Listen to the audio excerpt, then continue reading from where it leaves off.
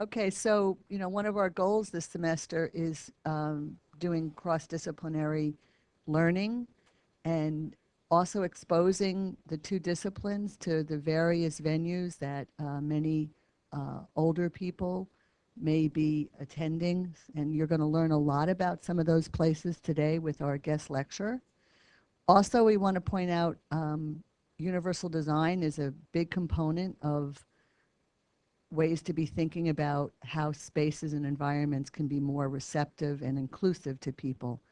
And for the health science students, you'll see over here posters that the interior design students put together this past week, looking at things that relate to universal design. And one thing I would like to point out to everybody about universal design is you want to make sure that if it's done right, it's invisible. So that's probably a word we might want to put on these posters, because if you don't have to think about how to move through space, you really have done universal design in a successful way. And I think some of that will be talked about in today's lecture. And then as Dr. Abramson said, you'll be going over the next 2 weeks to visit the various venues that have been assigned to you. So when you're at those places, see if some of the issues of universal design have happened. That will give you all ideas about how to push your own project when you're working on the design of your various facilities or homes. Okay? Any other thoughts? Okay, so for those of you going out to your site next week, for the health science students, all of the teams are posted on Blackboard. Did you post it on Blackboard too? I will. Okay, so Professor Siegel will post those as well. The locations, the contact person is all there. Those of you who are going to the doctor's offices, we just got the information and the address, so that will be up later today. So if you're going to the doctor's office, your team will have all of that as well. Who's doing the home visit with the, okay. So I spoke to them through email yesterday. They can't wait to meet you all. They're very excited. So any questions about the logistics of going out? If you have a question, just email either of us. And if the information isn't up on Blackboard, it will be. So there should be no problems about that. Remember, professionalism, how you dress is key to going into these sites. I know we've talked about it, just a reminder. Be respectful, you need to ask the person who's your contact if you're allowed to take photographs. Some of them will let you take photographs of the space, but not the residents. But before you take out your camera or your phone, you should ask and tell them what you're taking a picture of and how you plan on using it. You may need the picture so when you go back to the space, you can remember what it looked like, where the outlets were, etc. But we want to be very mindful and respectful that we are going into places where there are either residents or patients, and we need to respect their confidentiality and their privacy. Okay, and you can talk to them. You can say hello if you see somebody in a hallway or sitting in a room that you pass by. People appreciate that. Okay, so I'm going to turn it back to Professor Siegel to do the introductions. Okay.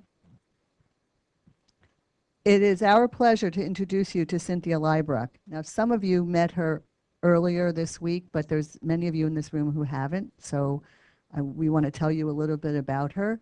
She is an award-winning author. She's an international lecturer and a universal designer with over 30 years of experience.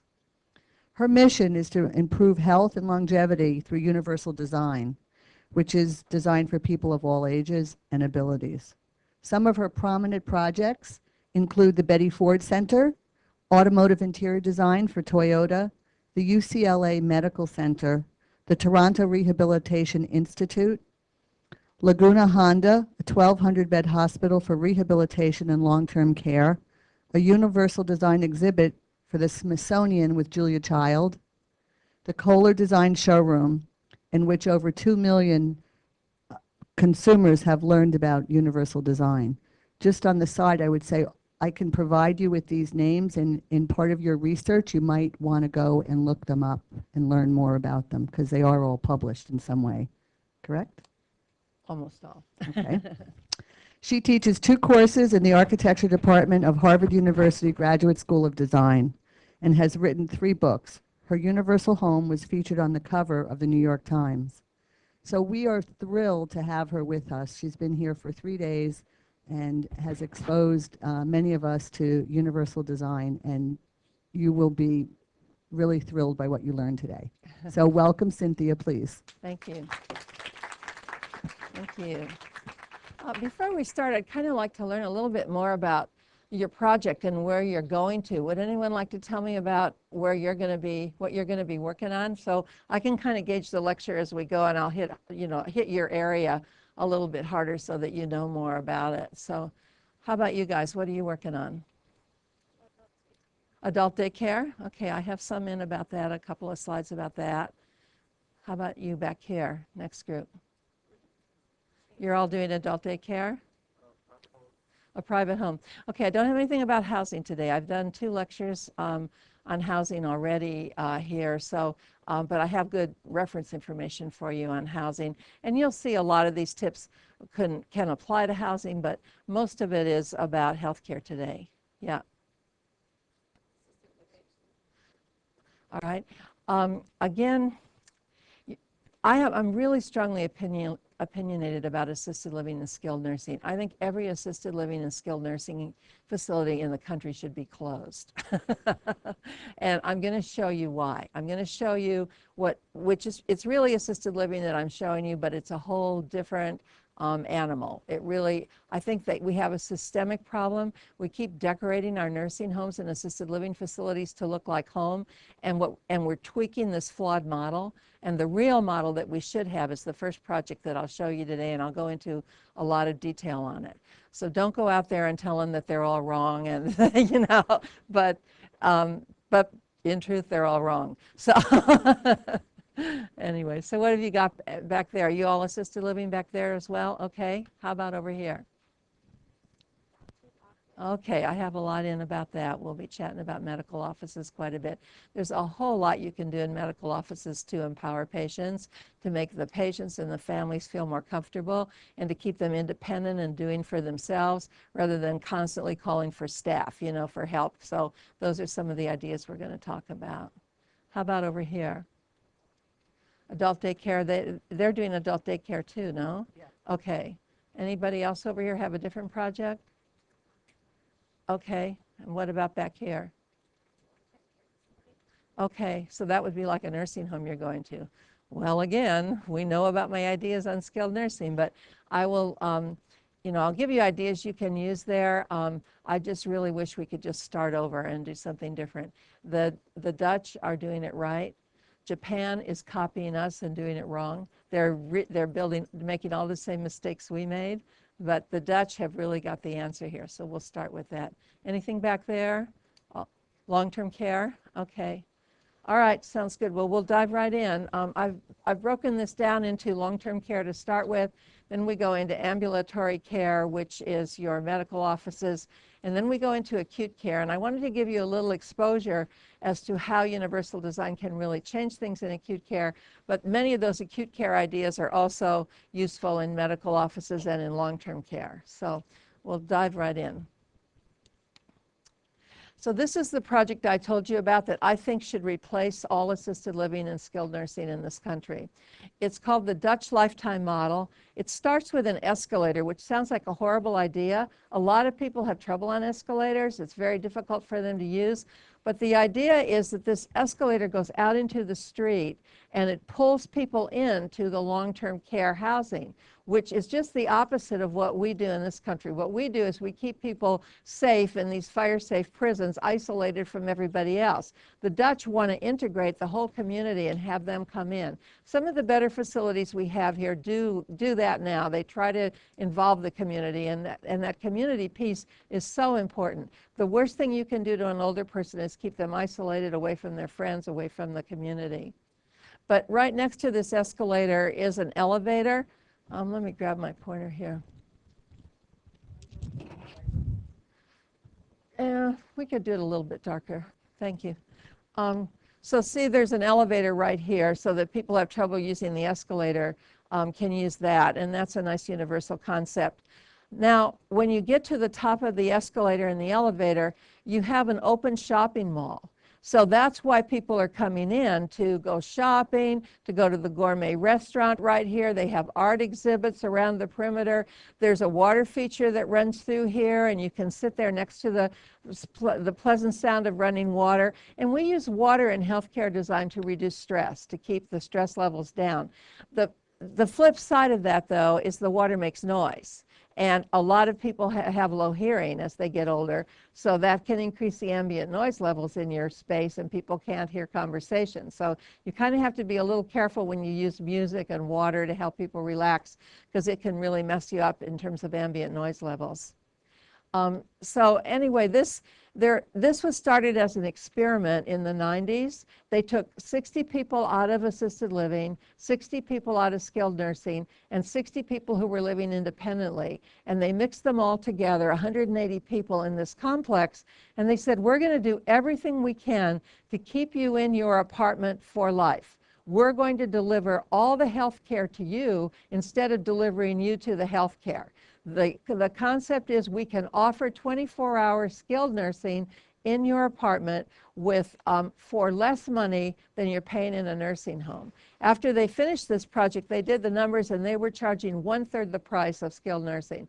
The average nursing home in this country is running $7,500 a month right now, average. Half of them cost more than that right now. It's insane how much we're charging for this long-term care. The Dutch are doing this for around $3,000, $3,500 a month, and they only charge you for what you use. A lot of times people check into these nursing homes and they need skilled nursing, but then they get better in a month or two and they have nowhere else to go. So they stay in the nursing home even though there's 24-hour nursing available, they don't use it.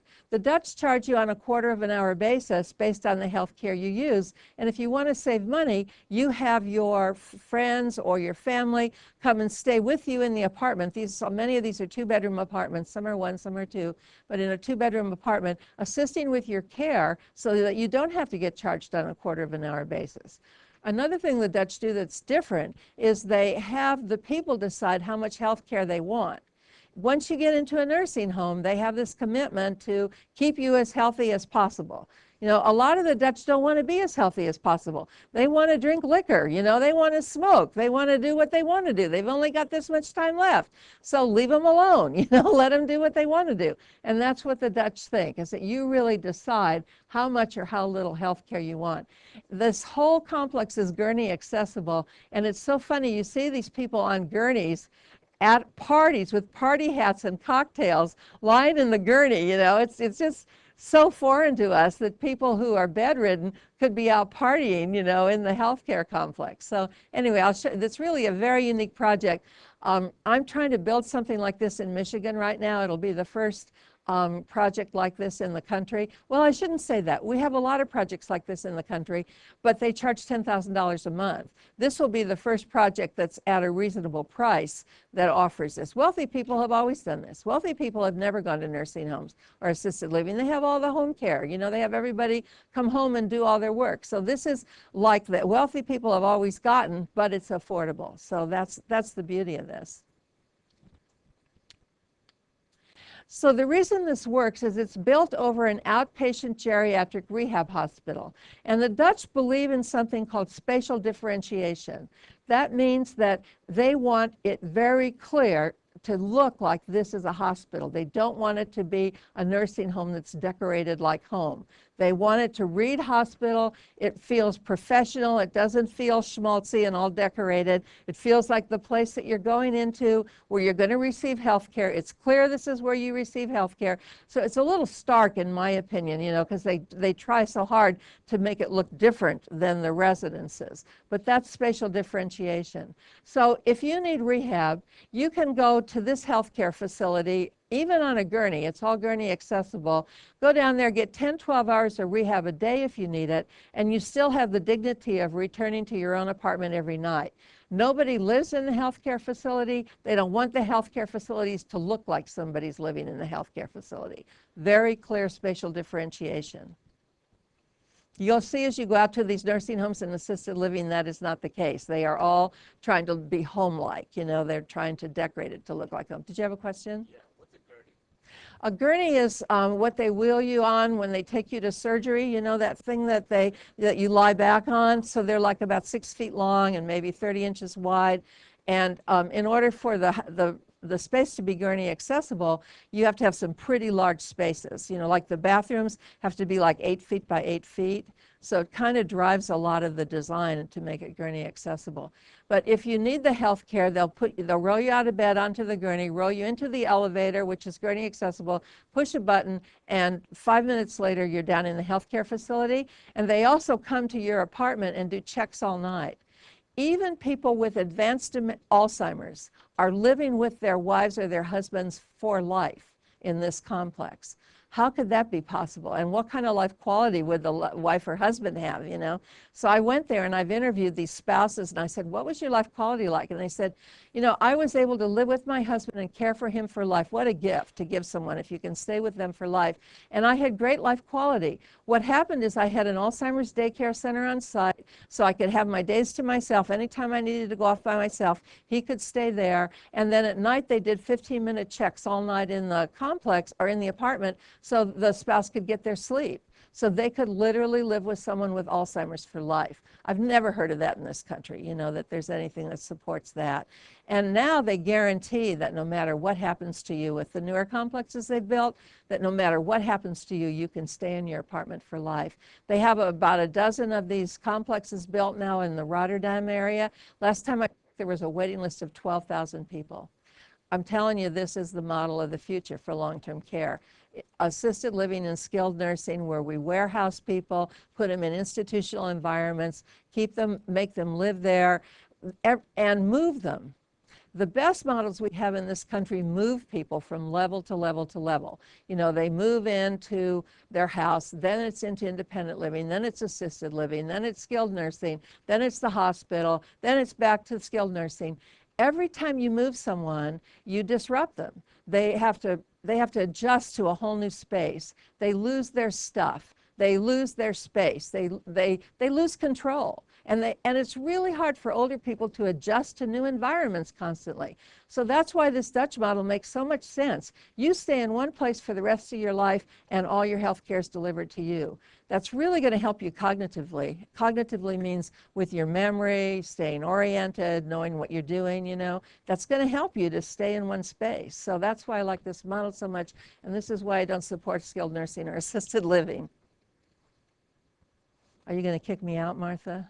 No? Okay. Because I think what this does is gives them opportunities to think broader on their areas. Well, and that's why I'm including this in universal design. If we're really going to have one design for all people, we're not going to segregate people into all of these different categories, like some are in skilled, some are in assisted. You know, it's universal. It's really all the health care is brought to one place and you're not stigmatized. Another thing that happens when they use the CCRC model, Continuing Care Retirement Center model, is that all of this segregation gets set up. Because pretty soon independent doesn't want to eat with skilled nursing anymore. They don't even want to visit them in skilled nursing because they know that's where they're going to end up and they don't want to be reminded of it, you know. So pretty soon you have these segregated places where people don't, you know, integrate anymore. And so I think it really discriminates against older people to send them to CCRCs or send them away from their home into assisted, into skilled, and different places in the community. My opinion, but I just don't think it's a good choice. This is the layout of the apartment. I actually think I could improve on this layout, but notice that the bathroom is almost as large as the kitchen because it's gurney accessible. So the caregiver would roll you out of bed onto the gurney, roll you down here, and leave you straight right here. Use the handheld shower, give you a shower on a shower gurney, basically, and then roll you back to bed again. It's toileting and bathing that put people in nursing homes. So if you can do that in your apartment, you can get through toileting and bathing and design the apartment to support it, then you don't need to go to the nursing home. All of the apartments have a full wall of glass in the living room and another wall of glass in the bedroom. And they have a balcony that overlooks the outside and another gallery that overlooks that interior atrium that I showed you where the elevator ends up and the escalator ends up. And this is called social layering. It's a technique we use to help people feel comfortable joining social spaces. So they'll go out on the balcony, they'll look out, they'll see what the weather is, they'll see if there's a street gang down there that they don't want to mess with. You know, they'll feel like they're more in control before they make the commitment to go outside. And the same with the gallery. They'll come here, they'll work their way through this layer, they'll see what's happening down in the atrium, and then they'll make the decision to walk in. So that's something you might want to include in your projects as a way to sort of layer people into social situations and make it easier for them to join. It's sort of the opposite of you go to a party, you open the door, and the whole party's staring at you. You know that feeling? Okay, that's what you don't want. You want to figure out transitions so that people can work their way into a social situation. So look at how beautiful this atrium is. Lots of natural light. It's all skylighted. You know, there's a water feature I'll show you here in a minute. It's almost like you're outdoors, but you're indoors. This is a very comfortable space. So you'll see a lot of the best in long-term care sort of brings the outdoors in. You're in a safe environment here, but you still have the feeling of being outdoors. Here's the water feature. The plus is that it's very relaxing to sit next to that running water. The minus is that you have the ambient noise created. And I don't know how to solve that. I've tried to figure that out. There are some machines that cancel ambient noise. They figure out what the frequency is, and then they cancel it out with another frequency. I'm not exactly sure how that works, but that's a possibility. Cynthia, what is this? No, on the right, there's the blue. It looks like a bar, or is it just in the recessed in the tile? Go over a little bit more. That. I don't know. It might be, I would think maybe for contrast, but you've already got a contrasting edge here, so I don't know, maybe it's just a decorative detail of some kind. Could it be a drain, though? It's maybe. You know, because, what's that? Yeah, it goes all the way under. Yeah, it looks like it. No, maybe an expansion joint. Oh, that's what it could be. It's an expansion joint. And by the way, when you're carpeting over expansion joints, make sure that you don't glue down over the expansion joint of the building, because that carpet needs a little room to stretch. If you glue down, you get a bump, and that becomes a tripping hazard when the thing expands or contracts. So here's the gal on the gurney. She's partying. Now, the Dutch are more tolerant. You know, they put up with stuff like this. And the disadvantage to this model is that well people are living with sick people, and they don't like that so much, you know. Now, it kind of softens the blow if you've been living next to that person for a long period of time and then they get sick. Do you know what I mean? That's your neighbor, somebody that you care for. You want them to come to the party. And so these people do live next to one another for a long period of time. And if people get sick, they, you know, are more accepting. I don't know if this would sell in the United States for people to be living with sick people. It might be a difficulty here. We might be able to work around it, though.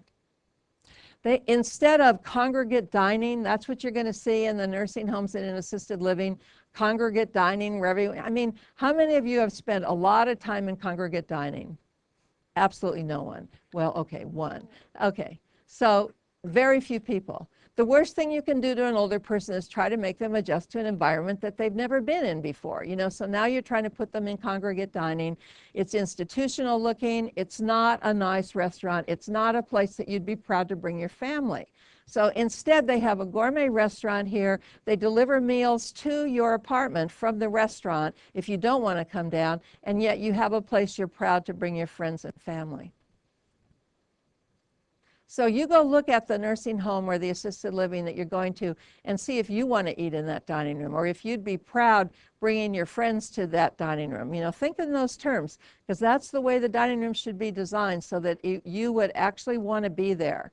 And I always thought that in assisted living. That's how I evaluate assisted living and skilled nursing. I walk in and I say, do I want to live here? You know, if I don't want to live here, I don't want anyone else to live here. So I've got to think of a way to make it so I would want to live here. So this is one of the other complexes. As I said, there are a dozen of them. They're all over Rotterdam. But instead of that geriatric rehab hospital that I showed you to begin with, this is what I would do. This is a medical spa. And I would make it into a place where people go and work out every day, where they're comfortable. See, this is a lot less scary than that institutional-looking geriatric rehab. So you can soften the blow a bit. It's not really designed to look like home, but it is softer. It's more spa-like. You have a nice coffee area where people can come and get snacks. You have a little store back here that isn't open yet, but you can see what it would be.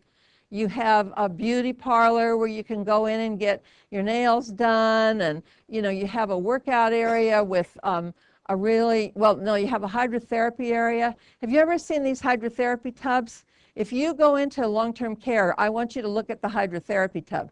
Those things are frightening. They're great big metal things. They look like this big monster that's going to get you, So you look at how soft this looks, with the bench and the plants. And so they've really softened the blow of hydrotherapy. And it's almost like you're entering a spa. Do you see what I mean?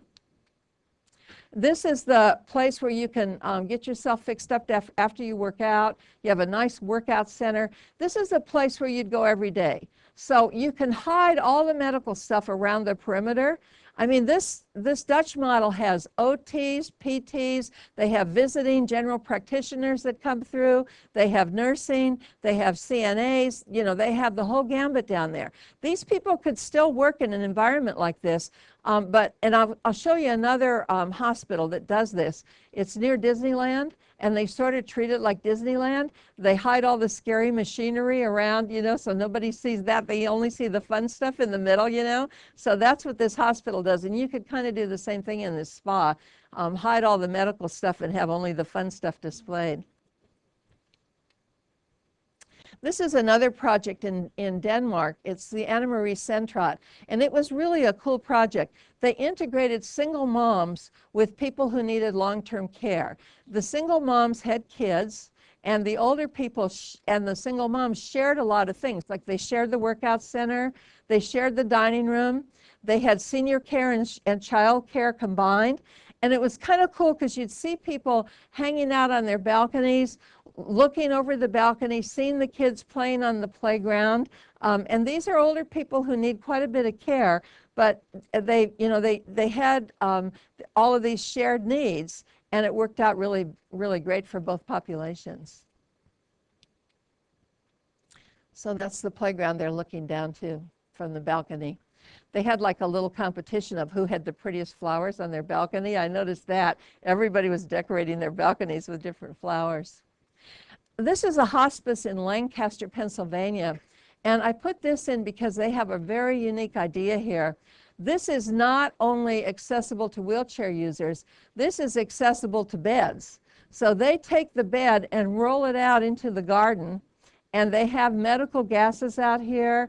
They have access to sunlight, and sunlight and daylight is very healing. And so you're in hospice, you're at the end of your life. What better way to spend it than out in a garden rather than inside a hospital room? So these are all ways that you can use design to help people feel comfortable and to make spaces more accessible. This is a sketch of what it looks like. You're sitting out in the garden under a shade tree and you're still in the hospital bed.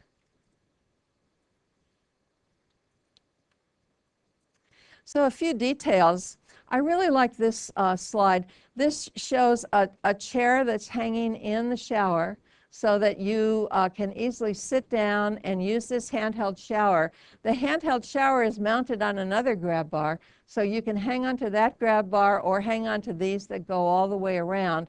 When you specify a handheld shower, make sure you do a 6-foot hose, not a 5-foot hose, so that you have extra length on the hose. And you're going to want to have an on-off valve on the handheld shower, so you don't have to continually mess with this and change your water temperature every time you want to turn the shower off. You know how when you're washing your hair, you're sudsing it up? What are you going to do with that handheld shower? Do you see what I mean? You need to flip it off. So you have to have something that turns it on and off. This shower curtain travels all the way around. Even though there's a vertical support, it's sort of hooked over into a little channel and follows it all the way around. That's a detail of the chair. That way you can take the chair off and a standing user can use the shower, or you can put it on if you need it. Another good idea is to have a soap dispenser so that you don't have to try to pick up soap that drops on the floor. A lot of people fall when they're trying to get that soap. So I know in our shower we have a soap dispenser and a shampoo dispenser, and we just pour the shampoo in and the liquid soap, and I use a loofah sponge, and you're good to go. But the only times I really feel like I might fall in the shower is when I'm trying to get down there and get that soap.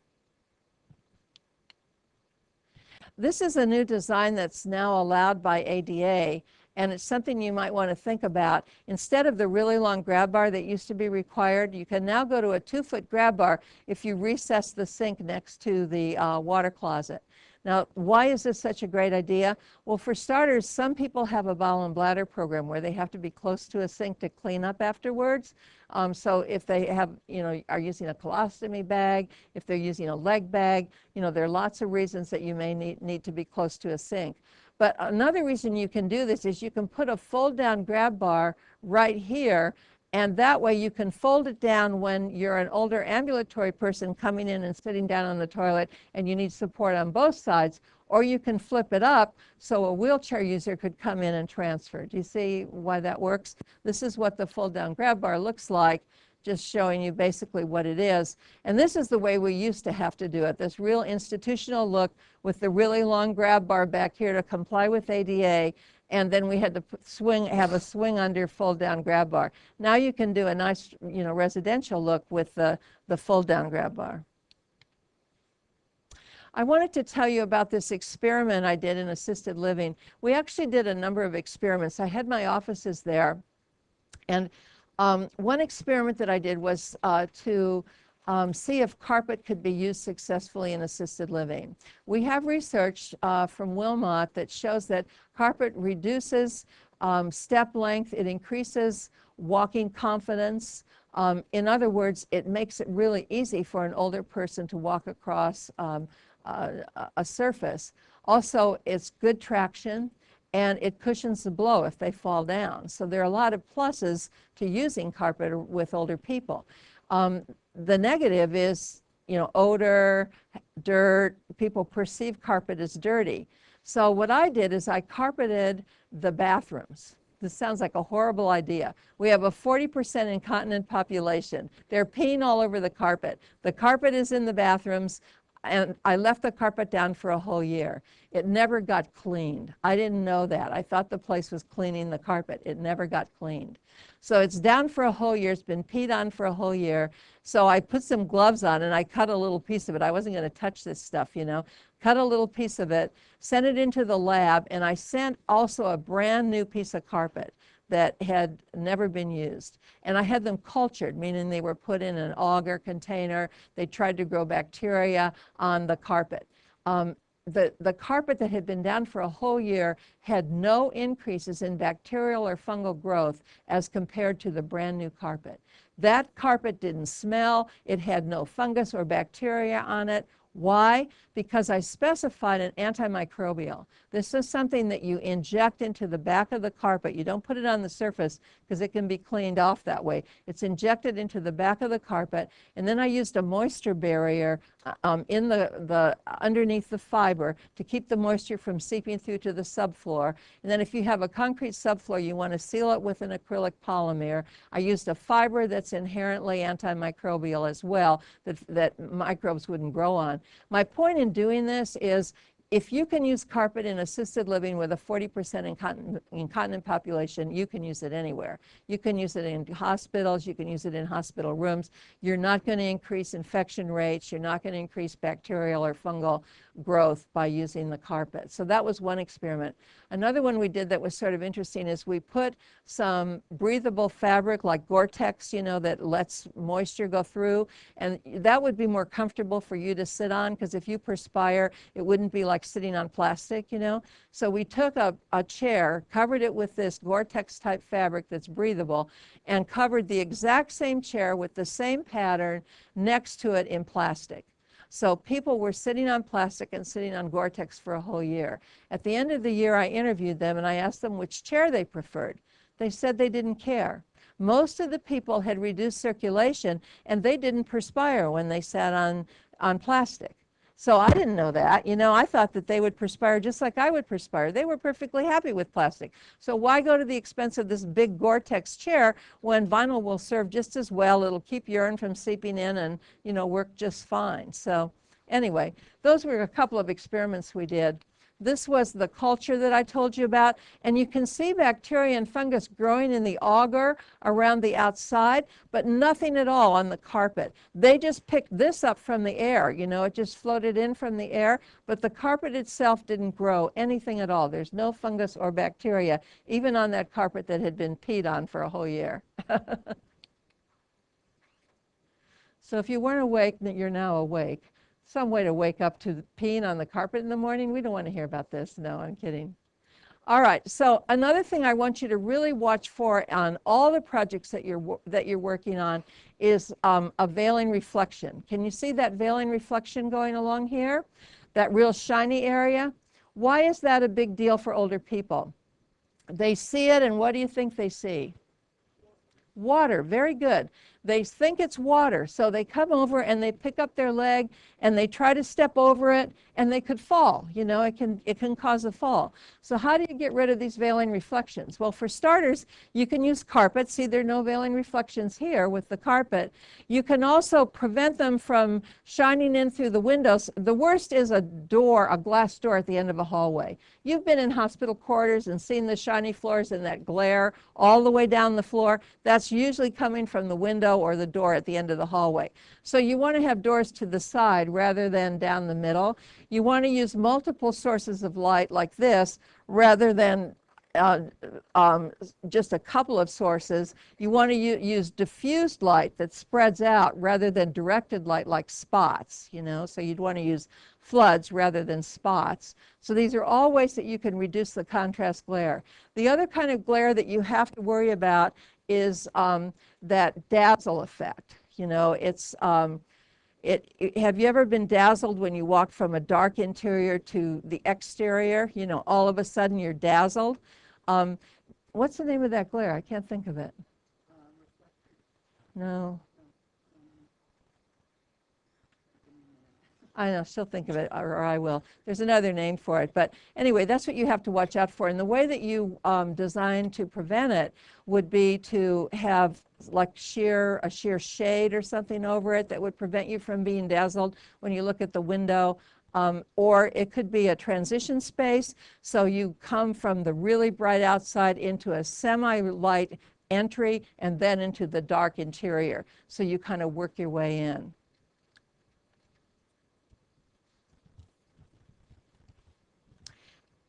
So that's called contrast glare. These are called veiling reflections. So that contrast glare is the dazzle effect. These are called veiling reflections. Yeah, I think I got it backwards. Here's one that you might want to consider. Wayfinding and orientation are important on all of the projects that you're working on, whether they're medical offices, assisted living, or skilled nursing. How do you get someone from point A to point B without them getting lost? You guys have gotten lost in hospitals, right? I mean, hospitals are the worst, and they really don't think about cueing. So we do this cueing using personal cues. Personal cues like a dress, an antique dress, are 50% more effective than impersonal cues like lamps or banners. So the receptionist says, take a left at the antique dress, take a right at the ice sculpture, and you remember that, you know, and you can follow your way through. If they say, take a left at the plant, take a right at the banner, you know, it doesn't stick in your mind as much. So that's why these cues are more effective for people giving you directions. They also help you get back, because you remember when you see the antique dress, oh, this is where I was supposed to turn, you know. Those things stick in your mind. So you have to cue people as they go through a space. You also have to keep people oriented when they're in a space. And remember when I talked about spatial differentiation before, clearly making spaces look different? That way, when somebody goes by a room, they see that it's a dining room, maybe there's there's glass that they look through and they can see that that's a dining room. They know that that's not the activity room. You know how they have these multi-purpose rooms where they change everything? They dine in it, they have sports in it, they have games in it, they show movies in it. Very confusing for older people. They like to have their spaces clearly differentiated, and that helps them to stay oriented so they know what space they're in.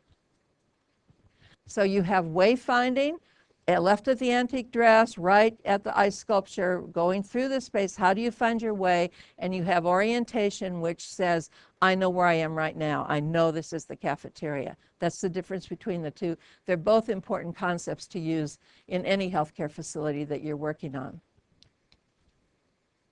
Here's something interesting to help with orientation. There's a fountain here. And that fountain gives you the sound, that relaxing sound of running water. But if you get turned around, you can hear where the fountain is anywhere in the building, and you come back to the fountain, and that's where reception is. Do you see? So the fountain actually serves as a wayfinding cue to help you find the front desk again. And that works well for people with low vision, too, who really can't read signage very well. If they get confused, they can still hear. They can hear the fountain and come back and get directions.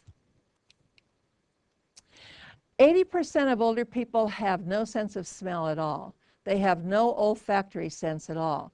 That's why people's carpets in apartments, when you go visit an older person and it smells bad, they can't tell that it's smelling bad because they just don't know. They don't have that sense of smell. They can't see if food is going bad in the refrigerator. So we use refrigerators that are really highly lighted, that have very narrow shelves that you can't see back, and they can't smell mercaptan. Do you know what mercaptan is? Mercaptan is that odor that they add to natural gas. Natural gas is odorless, but when they add mercaptan to it, you can smell it and tell that you have a gas leak in the house. They can't tell. So it's important to have a CO detector, carbon monoxide detector in the house. It's also important to add antimicrobials to your carpet so that you don't get the odors. And they can't tell if there's an odor, but everybody else does, and they won't visit them. So something that you want to consider doing. So, and anytime you can cue the remaining sense of smell, it's a good idea. In fact, fragrance typically brings back long-term memories for older people. Guess what one of the best fragrances is to bring back long-term memory? What's that? Cinnamon. Cinnamon's good. Strawberries are really good. One of the best is suntan lotion. It reminds you of going to the beach, all the fun times you had at the beach. So you know what that smells like. You get that fragrance, and what's the first thing you think of when you put on your suntan lotion? You think of the beach or swimming or those fun times. So we can use fragrance to cue people to retain their long-term memory. You also want to put lots of familiar things around the long-term care area so that it reminds them of these familiar things. Mount them. You may have photographs up of things. You might have memorabilia from the 40s or 50s that bring back those memories of when they were in the 40s or 50s and the fun things that they did. So that, those are all ideas to sort of improve long-term memory. Older people take their cues from the floor. See where it says walk and jog right here? Why do they do that? Because they're afraid they're going to fall. They're doing what we call downward gazing, and they're walking along like this, watching the floor. They may walk right by the sign that says reception. They're not going to see it. So sometimes we'll write something in the floor. Sometimes we just, whoops, that slide's out of order. Sometimes we just change color around the reception area. It's actually coming up in acute care. It's not in this long-term care section, but the reception area may have a different color carpet in the floor, so that's just one more cue that you're going into a different area, and you might want to look up and see what's going on around you. This is Laguna Honda, the hospital I worked on for about 10 years. It's a rehab hospital with 1,200 beds. It's in California, and we took the very most disabled people in California and brought them here for rehab, 1,200 people.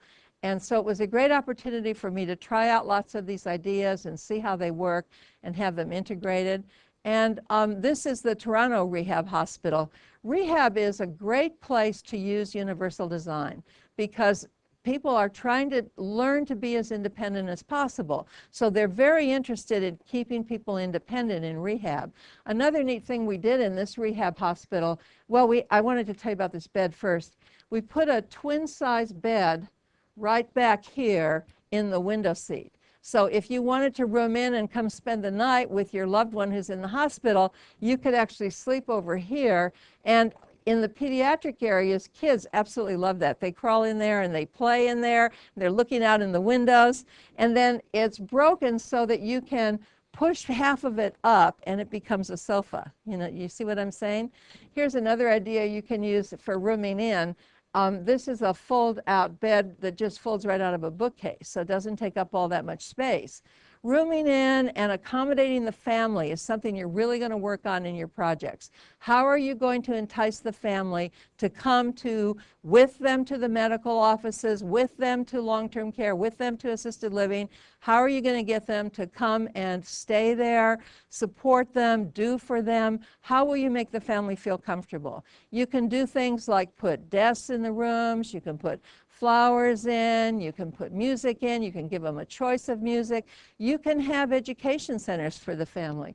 And that's what we did here at the Toronto Rehab Hospital. We put in a big education center. So you have this teachable moment, you know, where your loved one is injured and you're really not sure how you're going to live with them in a wheelchair in your house. What are you going to do, you know, when they come back? So you want to figure this out and you want to see what they can do, how they transfer, where the grab bars should be placed, you know, all that. So there's a lot of learning and you're very highly motivated to learn. So here you can try out all these products, sort of try before you buy. You can watch videos of how things work. And when the families come visit, you can send them in there and teach them, you know, because they're interested in learning then.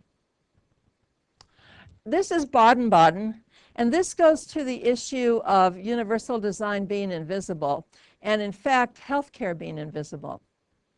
Baden-Baden is a really luxury spa in Europe, and people go to the spa to take waters. You know, they go for their vacation to the spa. But there's a ton of health care that gets offered in this place. It's really like a hospital that's disguised to look like a spa, because people don't want the stigma of checking into the hospital. They want to go on vacation to the spa, and if you get a little health care on the side, that's okay, you know. So kind of be thinking that way about something you'd be comfortable going into. Would you rather go into a spa or a hospital? You know what I'm saying? That's the kind of thinking we want to have you do. This is what the rooms look like. They don't look like any hospital room that you'd go into. So let's move on now to ambulatory care. All of this information is in my book, Design Details for Health. This is the newest edition. This is the last edition. Martha has a copy of this, so if you want to borrow it from her, you can do that. She's going to get more of them in the library. And I have all 13 levels of the continuum of care covered from the perspective of universal design. And the reason I did that is I wanted to keep people in charge of their own health in every level of care, doing for themselves, families comfortable, doing for themselves, not calling on staff. That's what the book is about. So in ambulatory care, and ambulatory care means your patient is walking in, you know, that would be like a medical office. Sometimes in medical offices they do surgery. Sometimes they're very lengthy waits where you're waiting for a loved one to be treated in a variety of ways. You may have oncology, you have all these specialties in medical offices. So you may have to wait for a long time. It's much more comfortable to wait outdoors. So if your loved one's having surgery, you know how worried you are and you want to know what's going on. Would you rather be sitting in a scary medical office, or would you rather be outdoors maybe reading and waiting? So you can see the big stress reliever this is. You can also bring the outdoors in. Use plants, use natural light. There's nothing more relaxing than nature, and what you're trying to do in designing these buildings is to try to keep those stress levels down. That's what we're working on. Yeah. What's usually like the economic status of the people that live in these areas or get help from them? So you're worried that they're not going to be able to afford this stuff. Is that what you're saying? Okay. Our houses don't even look these things. Yeah, and that's a good thing. I mean, it's a consideration, but I guess the point that I'd like to make is that you don't have to spend a lot of money to get good design. You know, windows aren't going to be any more expensive than walls. You know, you can let light in, you can add plants to a space. That's not going to make it make it cost a lot. People equate interior design with expensive, and they don't have to. It's possible to do good design on any budget. It just takes talent to do it. You know, you have to have the ability to put it all together. And that's why many of you medical people should value what the interior designers bring to the piece, because they can do it within a reasonable budget and end up with a place you really want to spend time in, rather than a dumpy medical office with dirty magazines and dusty lamps that's saying to the general public, this provider is no good, he's dirty, he doesn't take care of things. Is that the kind of doctor you want to go to? My point is that the interiors say a lot about the practice, and they actually help you make more money because they attract more patients to the practice if you spend the time on the interiors. Feel free to jump in if you guys have questions like that. Yeah. A lot of these places are like really nice, but let's say in a place like New York where we have 4 seasons, Yeah. where outside wouldn't be able to. Yeah. And let's say Alaska, there's a lot of old people in Alaska, they can't really have. I mean, it's like that's the most dramatic. I'm going to show you an Alaska healthcare facility here shortly and show you how they do that. But you can always do greenhouses. You know, you can have a space that's indoors that looks like it's outdoors, and that probably would be more appropriate in New York, where you have a big change of the seasons. It's just being able to see nature, being access to nature visually, that's important. What about the connection with the outside world, or like the other people, like you said, the restaurants with the gourmet places to eat while the building and people come in? Yeah, that would work in New York. Why wouldn't that work? I mean, in fact, that enclosed atrium is a great idea in New York, because it's, you know, it's the same weather year round then. Rotterdam, you know, has some tough weather, so it works very fine there. And as far as the gourmet restaurant goes and all that, remember, they're doing all of that, including delivering the gourmet meals, for 1/3 the price of skilled nursing. So it isn't, you know, horribly expensive to do that. Any other questions? I just want to make a comment. Yeah. The notion she talked about earlier about social layering and bringing people slowly, that can be very easily tied in with your question about indoors, outdoors, because you can have transition through into slightly warmer environments. Yeah, good point. So these are all ideas that, and it's great you folks are asking these questions, because we are hoping this stimulates you for the designs to be more innovative. To do things that aren't stereotypically done in healthcare facilities, you know, don't look like any healthcare facility you've ever been in before, any assisted living, any nursing home. You don't have to design it to look the same. Be thinking about a better way. Another thing that you want to look at in medical offices is privacy. A place where people can come in and tell their personal things, their social security numbers, give their insurance information, even talk to some degree about why they're there without someone next door hearing you. So a little bit of privacy, even a feeling of privacy, is very helpful. Also, you want to look at context. This is a Southwest kind of look. It almost looks kind of Mexican, and it's done in San Diego because they have a really large Hispanic population, so they want to make them feel more comfortable with the context. So kind of think about that. What is appropriate in New York, as you mentioned? You know, what does New York look like? What would New Yorkers be comfortable in?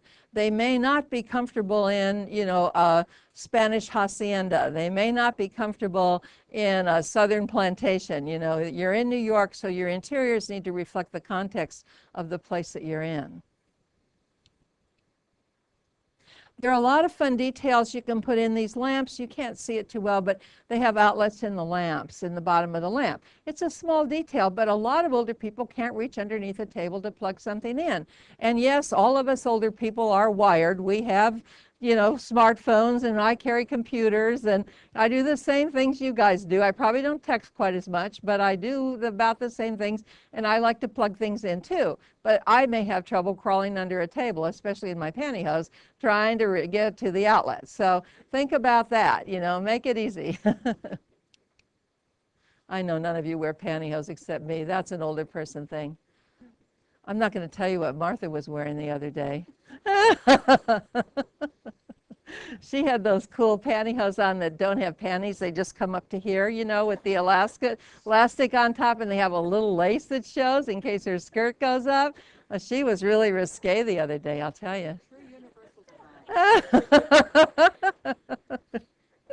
She'll get even with me later for that comment. I'm telling you right now, I'm in big trouble. So when you check into the medical offices, does everybody need the same height counter? I'm 6 feet tall. I need a counter at 42 inches to be most comfortable. A wheelchair user needs a counter at about 34 inches, maybe 32 inches, and they need 27 inches of clearance underneath. An average sized person needs a counter at 36 inches high. So you've got different height counters that you should be looking at when people check in. You're going to have that in assisted living and in skilled nursing too, because they're going to have reception areas there as well where people come in and talk about putting their loved one in, and you know, having a variety of counter heights is important. So here was that queue in the floor that I told you about in front of the reception desk. And look at that nice extension, so a wheelchair user could come in and wheel right underneath there, or a standing user has a chair so they could come and sit down and talk to the receptionist. A lot of older people need a place to sit down every 100 feet. So you need to be thinking about that when you're designing this facility. Where are they going to rest? So you put seating throughout. You might, if they have any pay telephones, that's a great place to have a fold-down seat. That way you can also sit down and work on your computer while you're on the telephone if you want to. So, you know, those, look for places to stick seating in all the way through. And this is one example of that. But with the downward gazing, they're going to see this color change, and then that's going to cue them that they're at reception. And you can see what I'm talking about here. Very dramatic color change. Use a variety of sizes of seating in your medical offices and also in your long-term care and assisted living. All of us in this room are a different shape, a different size. Having only one seat doesn't work for people who are overweight. Having low seating doesn't work for older people, you know, seating that's very close to the floor. Having seating that is very easy to sink down in doesn't work for older people.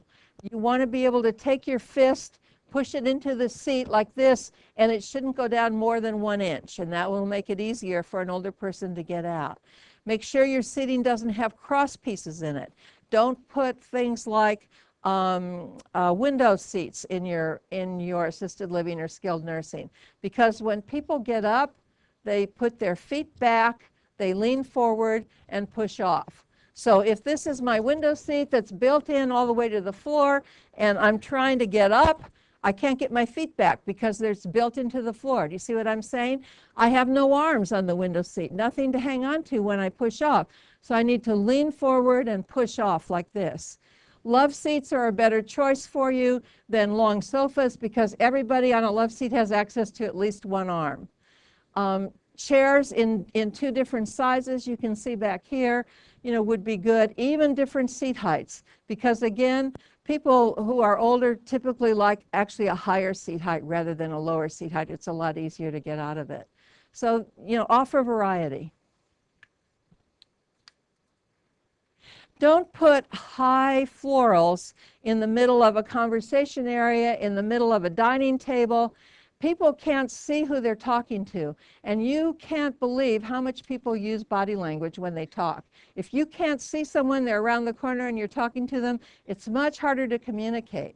But also people read lips. A lot of people have to have really good vision of what your mouth is doing because they can't hear, and we do lose our hearing as we get older, so we may depend on body language more, and we may even learn to do some lip reading as we get older. On the receptionist, make sure there's very good light on the receptionist in your medical office so that a person coming in who's reading lips can see the person's face. Do you see? So they're just little tips like that that make your populations feel more comfortable, that meet the needs of people with low vision, low hearing, low coordination, you know, who are moving more slowly, who are maybe bent over, who maybe have arthritis. That's what we're doing here. If you want a person in a wheelchair to join you at a table, you need to have a 5-foot round table. That'll take 4 or 5 seats. It shows 5 here with a wheelchair user joining, just to give you a feel. So you need to be thinking about how can I make it easy for someone in a wheelchair to join the dinner, when they come up. Well, a round table is going to be easier to get underneath than a square table, which is clearly differentiated into 4 sides and has legs that you have to work around. So a pedestal table is easier, one without legs, than one with legs. If you use pedestal tables, and you know what I mean by a pedestal table, it doesn't have legs. It has a thing in the center that goes all the way down and holds it. Make sure that base in the center is really heavy or permanently installed in the floor, because older people lean on tables for support. The whole thing could tip over. Also, your bookcases, if any pieces of furniture that you put in, all your chairs, test them by leaning on them and see if they're going to move, because that's how an older person could have a fall, is trying to lean on these chairs and they take off. Yeah.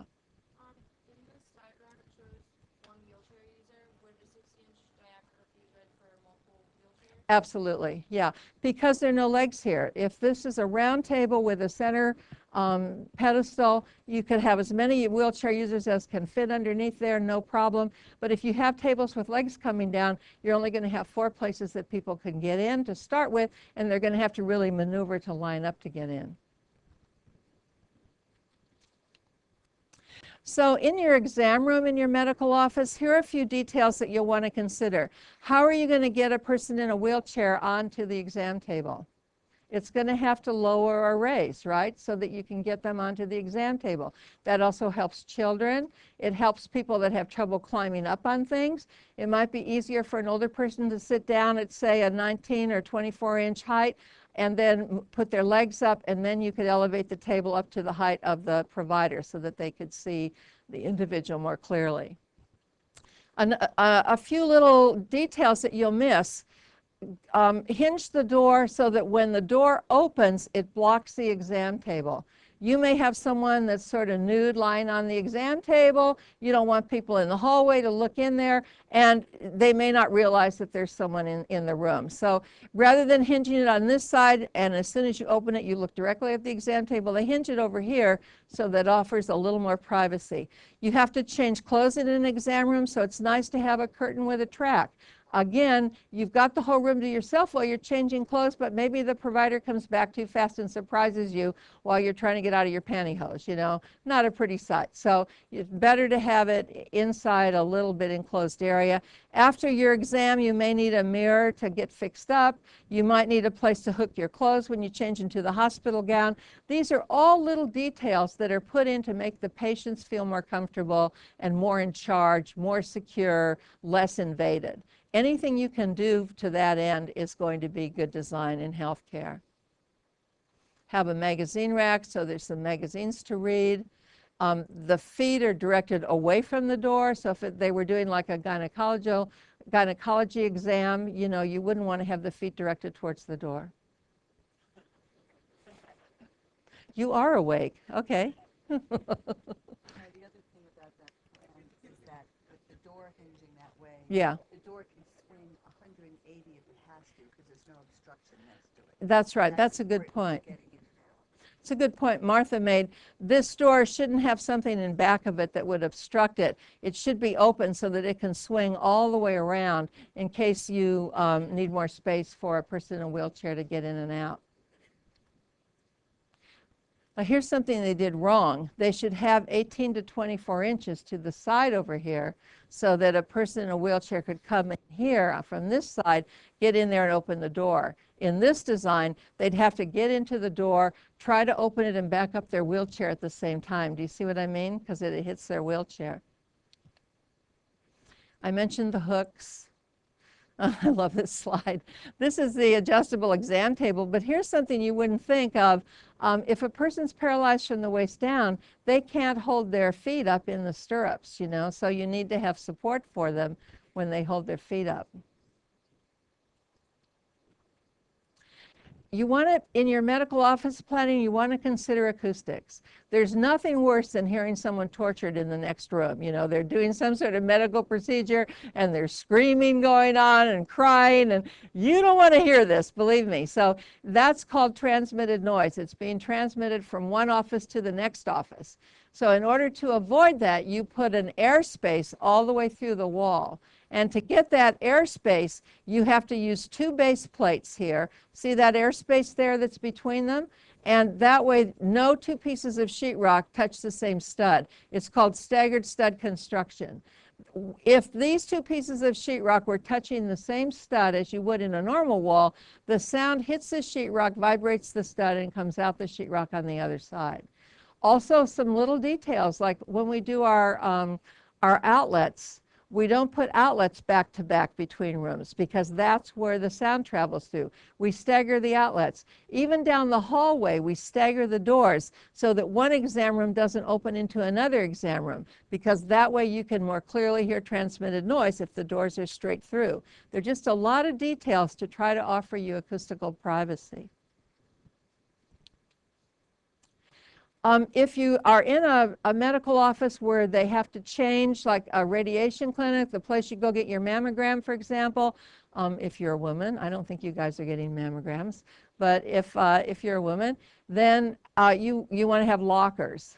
These are little things that you may not think of, but where are they going to put their clothes when they're getting the exam, which may be down the hall, or their purse? Here's a layout of a medical office. And I wanted to make a few points. It's very clear when you come in by the floor covering that you want to come straight up here to the receptionist. You see them very clearly. This particular medical office is for children, and so they have a side for sick children and a side for basically well children. I'm not sure that's a great idea. I mean, I know for sure I wouldn't want my child over in the sick children part, no matter how, you know, if I had a child, no matter how sick they were. But anyway, that was their thinking on it. And then you go back here and they have a number of conference rooms. They have doctors' offices. They have a bigger conference room over here. And then as you go back around here, you start in with the exam rooms, and there are different layouts of exam rooms. After you finish all the way through, you come out right here, and that's the bookkeeper's office. So that's where you pay your bills. So see, they've figured out this flow. You may want to sit down and talk to the doctor first, then you go back and have the exam, then you come through here, pay your bill. The people that are paying their bill don't have to walk out through the through the reception area, because maybe they've been treated, maybe they have Band-Aids on them, you know, maybe they've had something taken off their face and they're embarrassed. So they might like to just have their own exit without having to go back through reception. Just these little thoughtful things that make people feel in control and in charge when they're in the medical office. And a place that they can get fixed up after plastic surgery. It's really nice to have a place where, you know, you've got some cotton swabs, where you can put on your makeup, you can fix up your hair, just a little place to sit down.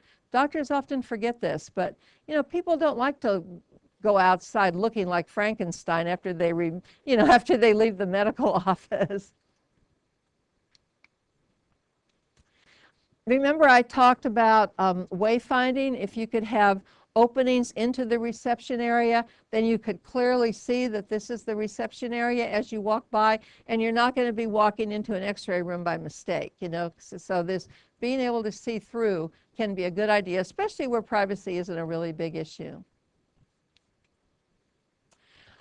Long institutional corridors are something that you want to avoid. So this is a design by Jane Melkin, and she's foreshortened the corridor by using these arches all the way down the corridor. And she's also created a memorable landmark in the building, a cue that helps you stay oriented. This hallway looks different from any other hallway in the building. Do you see what I'm saying? So you know to look for this hallway when you're trying to find this particular office. Here they've used architecture to guide you into the right space. So you can use curving walls, curving ceilings. There are ways to guide you into where you want the patient to go. This is a radiation oncology office, and they have all of these scenes of nature. What do you think when someone tells you you've got cancer? What's the first thing that comes to your mind? Huh? Death, right? I'm going to die. So what do you want the office to say to the individual? You want to say life. You want to say nature. You want to say streams. You want to say I'm alive. You want to say I'm going to stay alive, you know? So that's why they put this stream through this medical office. That's why they have the plants hanging, a very natural setting that gives the communication of life. What are you going to think of if you see clouds on the ceiling? Heaven, right? Death, again. What are you going to think of when you see a sunset? Oh, I'm in the sunset of my life. I'm going to die. Okay. Obviously, you don't want to put these things in the medical office. You know, you want to put things in that indicate life, okay? Subtle things, but these messages make a big difference to patients, I'll tell you. So they interviewed 200 to 300 patients before they made this chair selection, and they had 15 chairs, 15 different chairs in the medical office, and they had patients trying them all out, telling them which was the most comfortable. So then they selected several of those so that they had a variety of sizes and put them in the medical office. That's really great. You know, you're getting patient buy-in, you're having them be part of your practice. What a great way to build patient loyalty if they actually help you with the planning of the office. They picked this chair, they're going to want to come back, you know, so it's just a neat thing to think about. These family bathrooms are a really great thing to include in assisted living, skilled nursing, or in medical offices. Because let's say you have a guide dog, a service dog. You want to take them into the regular bathroom with you and maybe disturb people. It's nice to have a private bathroom where you can take your service animal. Or let's say a dad has a young daughter and she's a little too old to go into the men's room, but she needs some help. He doesn't want to send her into the ladies' room by herself, you know, so now they've got a family bathroom where they can go in together. So it's these, they're called unisex bathrooms.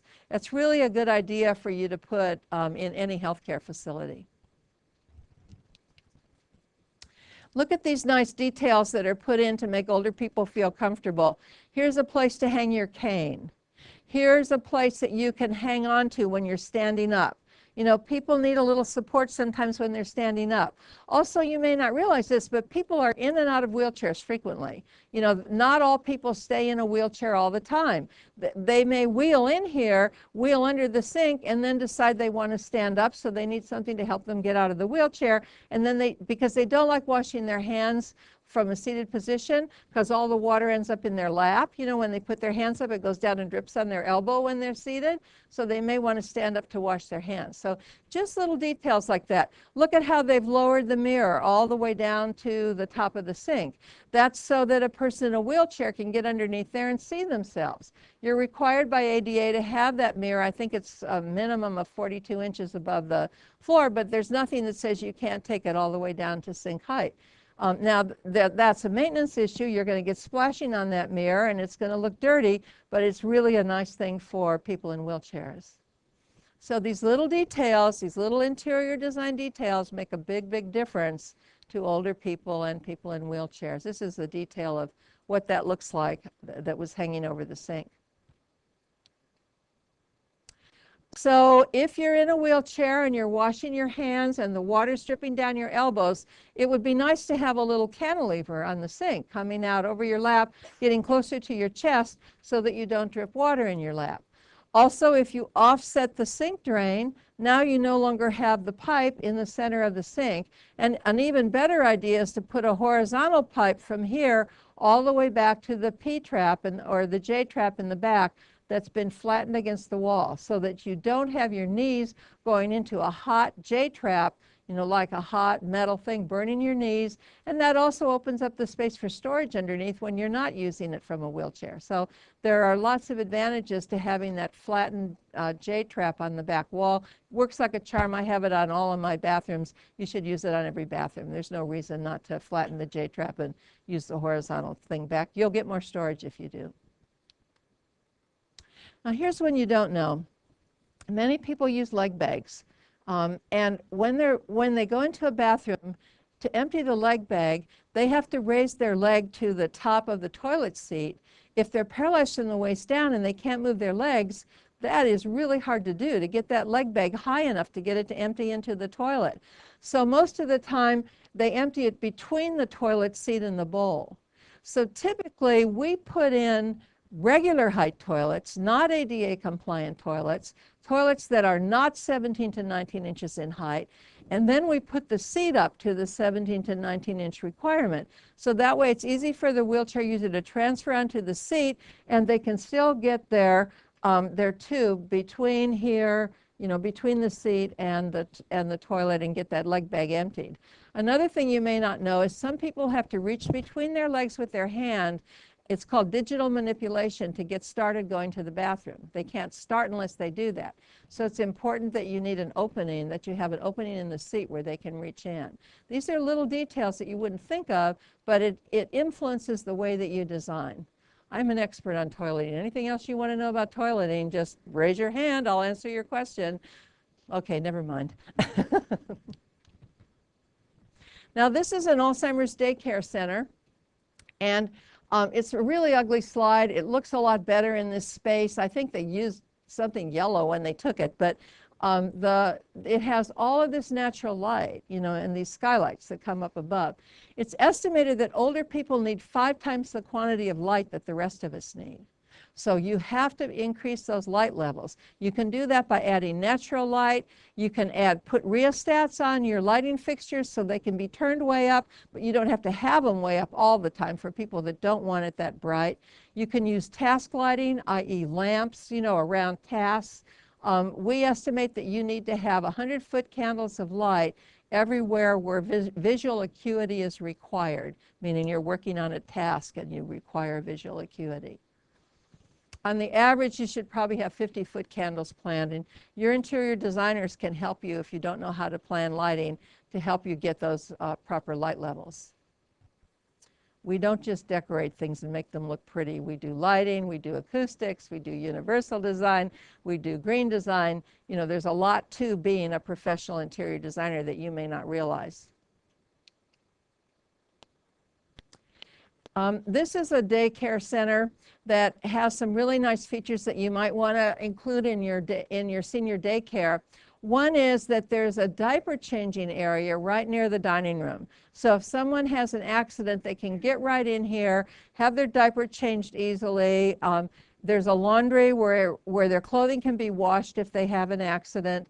And there's a little bathroom adjacent to that that even has additional diaper storage right here above the toilet, or disposable, you know, panties or whatever they're using right above the toilet. So it's just a small detail, but that makes people really embarrassed if they've had an accident and they can't get cleaned up really easily, or if they have to walk through the whole place in front of all the receptionists, you know, with their pants soiled. That's embarrassing. So it's nice to have several bathrooms, have a lot of bathrooms close so that you want to have, so that people don't have to make a really long trip to go to the bathroom. You may want to increase the number of bathrooms in your long-term care or in your senior daycare so that people can make it to the bathroom in time when they have an immediate need.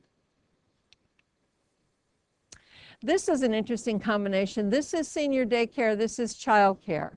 It's a combination of the two, and if the seniors want to come over here and play with the children, they can do that and they can help out. So you can have that mix. But there is the separation if you want it as well. If they feel like they want to get away from the kids, they come over here, and the kids aren't allowed to go over there. This was a nursing home in Sweden that I thought was an interesting layout. This is the nurses' station. It's in the middle of the kitchen. It's where the nurses do all their charting. The nurses aren't allowed to go hide out in a room from the patients and work. They have to be out there all the time, you know, mixed in with the patients. So that's something that you want to look at in the nursing home you're going to. Do they give the nurses a place to go hide out and escape from the patients? They shouldn't if they're doing that. So then this actually turns out to be a kitchen where they prep the meals. They have the residents actually help in the meal prep, which probably takes more time, but it helps them maintain their skills, you see, if they're doing this. And I'll show you the layout. This is the kitchen area I showed you. These are the dining tables. Then they have this big living room on the other side with a nice fireplace, and then individual bedrooms all the way around the perimeter. And this is called a respite facility. Do you know what respite means? It means that if you have a loved one and you need to take a vacation and get away from them for a little while, you can put them in the respite and you take the rest while they are being cared for in the respite. Then they'll come back to your home after you get back from your trip or whatever. So this is for short-term care basically, but it's still you know, the type of care that you have in a nursing home. And this is that hospital I told you near Disneyland, where all the scary stuff is hidden away and all the fun stuff is in the middle. They called this the Celebration Wellness Center, and the idea was to get people coming into the hospital, working out all the time, feeling comfortable in the hospital, so that when they needed the hospital, that's what they would come to, you know, to kind of break down that barrier. But because they called it a wellness center, people wouldn't take it seriously. It's like, I don't want to go have surgery in the gym, you know. That's what they're thinking. So it ended up not working, and they had to change it back to Celebration Health, the name to Celebration Health, because it was too easy for people to come to and too casual, and they didn't think it was professional, and they would go someplace that was really sterile looking to get their health care done, you know. So they had to change it around, but they actually had some kind of fun ideas. The whole thing is connected to the entire community with fiber optic cable, so that they can do things like monitor your blood sugar levels, your pulse oximetry. All of this can be monitored at the hospital from home. And of course they have a lot of internet access, so you can get online and see what they're serving. You can sign up for courses at the hospital. You know, there are just a lot of ways that they connect to the community. So let's move into the acute care area now, and I'll try to focus on example of ideas that you can integrate into your long-term care, your housing, your ambulatory care, and your senior day care. Remember I talked to you about context, about making it look like the area that you're living in, making it look like New York if that's where we're living in, with autumn and, you know, all the things that you have choices of. Well, this is the Native American Healthcare Center in Anchorage, Alaska. And Native Americans, Native Alaskans, I should say, are flown here from all over the country for free health care. So they wanted to try to make this feel really comfortable to the Native Alaskans. So the architect actually went and lived with Native Alaskans for a month and tried to figure out what their spaces look like. What he came up with were big timbers like this, sort of kivas with a skylight above, and circular seating. So you can see how the light comes down here, and they have the circular seating because they may be sitting around, you know, in a circle. That's what they're comfortable with, so that's how they built the hospital. Great big timbers and circular seating. They also stretched what sort of simulated animal skins across the front of the hospital, because they saw that in a lot of the construction they would stretch skins across in order to make the housing. So they kind of gave you that feeling with what they did here.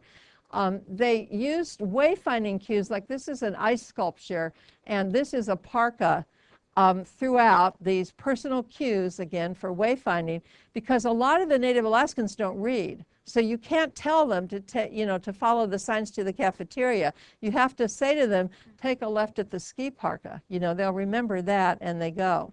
In the cafeteria, they served reindeer stew. You know, they did everything they could. Yeah, I know, probably not that good, but who knows? We've never had reindeer stew. It could be wonderful. But what I'm saying is that they tried to do everything they could to make them feel comfortable in the hospital with context, and you can do that in any of the facilities that you're working on. This is Jarna, Sweden. It's the anthroposophic movement. I wanted to tell you just a little bit about this. They have research that shows that color can help you to heal.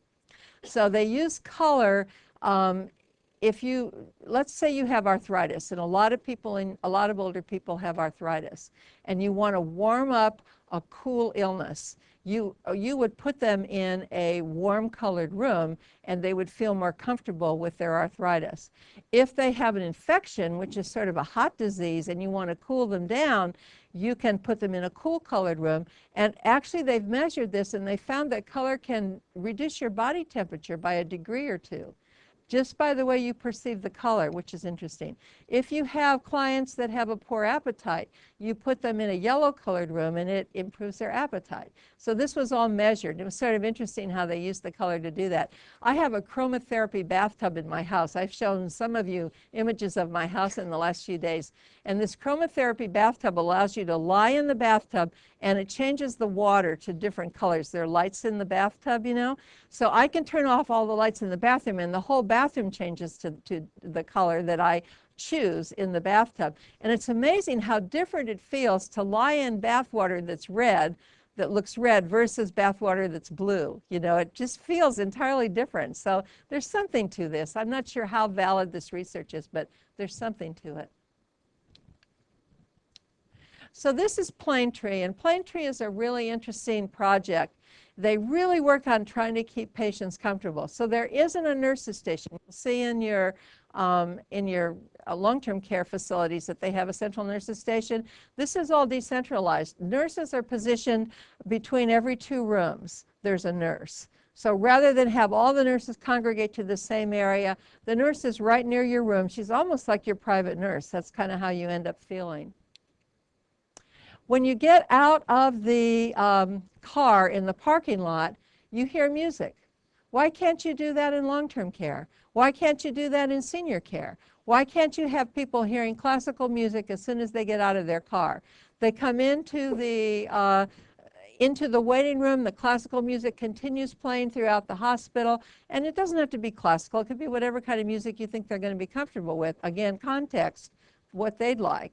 And then instead of a waiting room, and you may have a waiting room in long-term care, you're certainly going to have it in medical offices.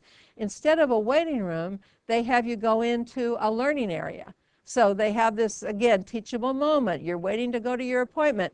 You've just had a diagnosis of diabetes. What should you expect? You may want to do some research on diabetes while you're waiting. So they may have films that you can watch. They may have books that you can refer to. They're certainly going to have wireless internet access, which every medical provider should offer everybody, but they don't. They forget to put that in while you're waiting. But wireless is so cheap these days and easy to do. That's just a nice thing to have. Then as you walk through the hospital, you may see performances going on, like someone playing the flute.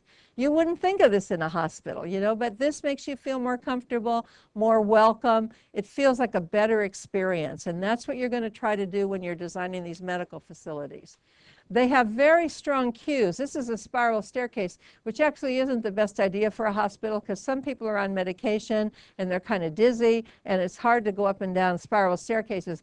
But it is a memorable cue. You're going to see that spiral staircase, and you can see this from almost everywhere in the hospital, and it keeps you oriented because you know to go back towards the spiral staircase if you want to get to this room. And you can see it going down. It's skylighted, so it really stands out. These Planetree hospitals that keep the patients in charge are all over the country now.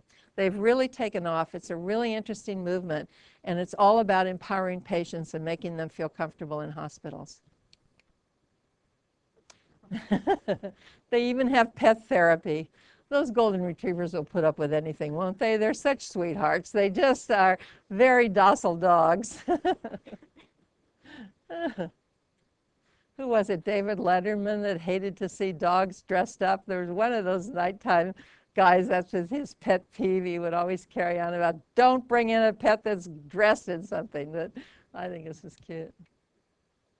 So remember I said a seat every 100 feet throughout the place that you're designing, and that shows you how they've just integrated it into the hallway. They even have a little storage under the seat. This, believe it or not, is an ER. Can you imagine an ER that looks like this? This is not designed for patients. This is designed for families. They triage you immediately when you come into the ER and put you back in an exam room. It's the family that they have to take care of. So they set this up so that you have a piano, you have music, you have a really nice aquarium, you've got television, you have, internet access, you have access to nature, you can sit outside, they have a greenhouse area, all of this to try to make the family more comfortable. They even pipe in the fragrance of baking bread, into the ER, just the opposite of what you would think of. You know how tense those ER waiting rooms are? I mean, think of waiting here for someone that's being treated in an ER versus the normal waiting room that you would be in. Can you see the difference? And it's all about the interior design.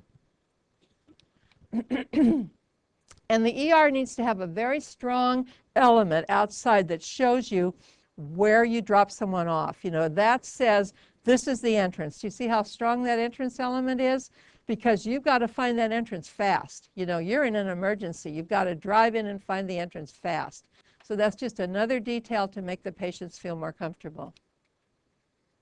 And this is an ICU. You wouldn't think that you'd need universal design in an ICU because people are really out of it in an ICU, But what you've got to, again, think about are the families. Families are visiting people in ICU, so how can you empower families by the design? One of the unusual things that they did here is they put a window in every room in the ICU. Typically, ICUs have no windows. They're in the center of the hospital, they're all facing the nurse's station, and they don't have a window. So they get really disoriented. There's even a term for it. I can't remember what it is. ICU, do you know that one? It's almost like a disease that they get because they get so turned around. They don't know whether it's night or day. They don't know whether it's Monday or Tuesday. They completely lose track of everything because they don't have any access to daylight. They don't see the sun setting. They have no idea. At any rate, I just thought that was an interesting one. And this is also an interesting room. This is called a universal patient room. And do you realize that sometimes people are moved 10 times when they get in the hospital? They're moved from the ER into ICU, into some treatment area, into their patient room. They move on and on and on, all the way through these 10 different levels in the hospital.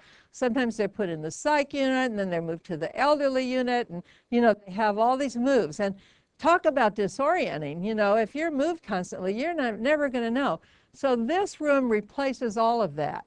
You check in right here if you have an emergency and it looks like you're going to need to stay in the hospital. It replaces the ICU. ICU care is done here. You stay here for all of your acute care. You stay here until you're discharged from the hospital. So it's a large room. This end of the room has glass that frosts. So the nurse can push a button and the glass will unfrost and you can see in there and check on your patient, or you can leave it frosted so they have some privacy, so just by the push of a button. This has a whole family zone right here. See, it says family zone, a place where people can room in, where they can spend the night. There's a nice bathroom here that you can use. This is the patient zone where the patient has their privacy and their control, and this is the staff zone where soiled linen is stored and where fresh linen is available. And this is observation looking down here. This is a sketch of how easy it is to observe. So even if they're, need to be in intensive care, they can get the observation that they need, and at the same time as they become more well, they can have the privacy that they want. So anyway, that's a few ideas for you to integrate into your projects. We have some time left over now, so if you'd like to ask a few questions. Anything come up that you thought about? Yeah. You were talking about color. You were talking about how colors can help specific things. Yeah. What about is there any colors you recommend for just general assisted living? Not everyone has a specific. Yeah, I know what you're saying. I'm not going to answer that question. I'm going to answer it in a different way, and that is that you can pick a lot of different colors that you can choose, but what's really important is called the light reflectance value of the color that you choose. And these light reflectance values are on the back of the paint chips. and they will help you decide how much light can be reflected back into the room to increase those ambient light levels. So the intensity of the color, the value of the color, all play a role in this. You want to add anything to that, Martha, on color? What I would add is that there's places that part of what the job here of these groups is to be doing research. And that's a really good question that I think you should all be looking at. Oh, good point. Yeah. Yeah, there is research on color for long-term care. Yeah, that's right. Okay, anything else? Other questions? Yeah. Everybody's an expert? Nope, we got one down here. Oh, I just want to put it in the mic so that it gets recorded. Also, along with like patient care, I guess this is good because the nursing or the staff or the doctors would enjoy where they work, which would improve the quality of care that the patient gets, Right. instead of the nurses going or the doctors going, this place sucks, I want to get out of here, or It's true. not wanting to stay there. But what else could be done? You know, we talked about patients, but what about nurses or healthcare professionals that are there, like their desk or their chair? Right. Very good question. I totally ignore the staff, and I do that intentionally because all hospitals are extremely staff-oriented, and they're not very patient-oriented, you know. The nurses have tons of choices usually in the way that the hospitals are designed. That isn't the problem with U.S. hospitals, because usually the nurses have a lot of input, and the providers, all the providers have a lot of input when the hospital is being designed, and they make a lot of the decisions. But a lot of times the patients get left out. So that's my specialty, is more the patient-centered than the staff-centered. I'm sort of skirting your question there, but I really don't know. I don't care what the staff wants. I want those patients to be happy. I agree. But if I could just say, when you folks are out at your various locations, a question like that is something you should ask. Yeah. What works here, and does it work for you as the staff here? Yeah. And what works for the patients? Sometimes to say, if we could wave a magic wand, how would you change this place? And you'll get a lot of information, whether or not ultimately you can enact it all because of budgets. Yeah. But it's a way to start with what works and what doesn't work. One thing we do to integrate staff is we sometimes use the esquisse method, and we take our drawings and we pin them up in the hospital and let the staff sketch on them, make notes on them, you know, give us their ideas. So certainly, you know, we consider the staff when we're doing the work, but it's often the patient that gets forgotten. So, but, you know, also ask the staff if their facility would accommodate a staff member in a wheelchair. You know, could a provider in a wheelchair work here? If not, what should we do differently to support an older or disabled provider? Cynthia, can you tell us how I've had the privilege of hearing Cynthia speak over the last couple of days, and I'm wondering, for the health science students particularly, if you could talk about the FIS test with universal design. Oh, sure. Every control in your hospital, in your nursing home, assisted living, senior daycare, or your house, whatever you're working on, should be operable with a closed fist or a draped hand. So can you open a doorknob with a closed fist? Not easily. You can open a lever. Can you turn on a lamp with the little twisty thing up there with a closed fist? No, but you could turn on a switch that's on the cord that you push on, you know. So analyze all your controls with a closed fist. Don't put anything in your project that requires tight grasping, pinching, or twisting, because that's really hard for people to do. And try to keep all of these controls above 18 inches low and below 48 inches high. So in that section of 18 low to 48 high is where you're going to have all your light switches, your doorknobs, you know, everything is in that section, because a lot of people can't reach the floor from a wheelchair, and wheelchair users typically can't reach any higher than 4 feet. Also, put a wheelchair in front of every control.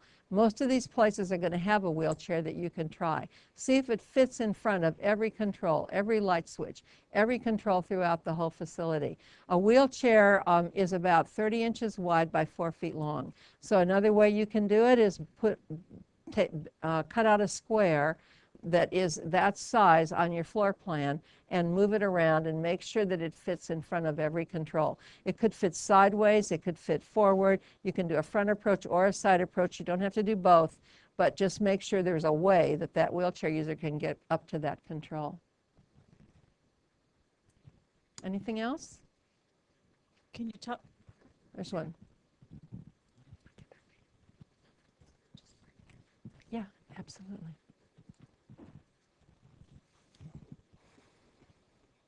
When designing an adult daycare, would Mm-hmm. you be more designing as if it's institutional or a home-like feel? Good question. I think in the United States, people are more comfortable with a home-like feel. In Holland, they would like a more institutional feel, so they wouldn't feel that it was professional. But you know, it's a little different than going into a medical office or to a doctor's office where you want really professional care. In adult daycare, you're trying to make them feel more at home during the day because they're there all day. So I think that is appropriate to work with a home-like feel. Good question. Anybody else here? You had a question, Toby? Yes, tripping is a really big issue, and slip and fall is something you really have to be careful of with all your projects with older people. One of the biggest causes is an area rug or a loose doormat. So recess your area rugs. By that I mean when you put down your hard surface flooring, your wood floor, your linoleum, your solid vinyl, these are all things that can be treated so they're slip resistant. When you put them down and you want to have an area rug to define a personal space, maybe a conversation area, and kind of pull the seating together, just leave that hard surface flooring out during that at that space. And then when you put the rug in, it'll end up being at the same level as the hard surface flooring, and you can even install it with a tack strip so that it doesn't come up. But that really will save a lot of tripping. Also, when you change colors on a floor, when you go, it's really more value. When you go from dark to light on a floor, people can perceive that change as a change of elevation. They can perceive it as a stair. So you can get a grayscale that goes from 0 to 10. 0 would be white, 10 is black. And make sure that the contrast on the floor doesn't exceed 3 of the 10 increments, doesn't exceed 3 on the grayscale. And you can just, get a grayscale from a printer and run it off on your Xerox machine and you can see. That way it's not perceived as a change of elevation. Here's an example. They put a threshold in an interior room for some reason. I don't know why you'd ever need that, but they put a threshold to kind of divide, and it's dark wood. And the other surfaces are light colored that come up to it. I had my offices in assisted living, and I'd see people come up to this threshold and think they have to step down, and they'd go like this, like they were going to fall, because they perceive it as a step, because they're looking at this through eyes with lenses that have thickened, with muscles that don't react really fast. They may have cataracts which color what they see. And by the way, looking at things through yellowed cataracts changes blues to grays. You might want to pick your colors for your project by wearing sunglasses, amber tone sunglasses, not the blue ones, but the yellow ones, the amber tones, because that'll give you an idea of what older people actually see from the colors that you pick. Anything else on tripping?